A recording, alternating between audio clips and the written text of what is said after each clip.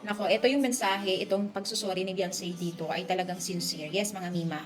So, alam niyo ba guys, na talagang malawak po yung napuntahan or kung saan-saan na po yung issue pagdating dito sa EDC nung time na nagkaroon ng mga hindi or misunderstanding dito sa love team na ito. At syempre, ang daming nadadawit dito kung sino-sino na kumbaga talagang maingay po yung Team Kalingap that time. Pero ngayon okay na po siya. Pero ito yung pagsusuri ni Beyonce. Hindi ko siya lang sure kung si Beyonce talaga ito. I think siya naman talaga ito. Basahin niyo po yung nasa gilid natin na mensahe po pagdating kay Beyonce. No?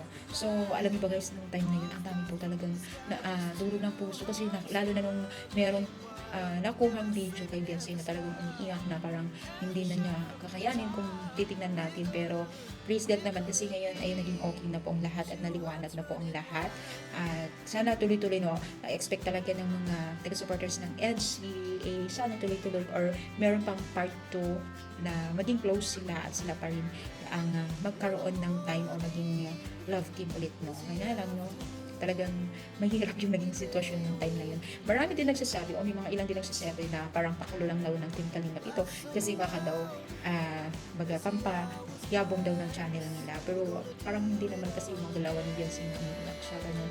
Alam natin, di ba? Mga artista kasi ng Team Kalingap nito, di ba? So magagaling din silang umarte. No? Pero kahit pa paano, okay na po at sana back to normal yung samahan nila, no?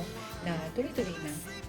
Lalo na ngayon ang naapektuhan dito ay may sponsor na apekto involved, Kalinga Prab, kung ano-ano na, di ba? Pero awan ng Diyos okay naman na. Kaya pag-isa lang natin na sana ituloy-tuloy na ang kanilang love team at maging mas maigting pa at maging close pa ang bawat isa sa kanila. Kasi nakakatawa nga naman talagang panoorin at maraming nanghihinayang.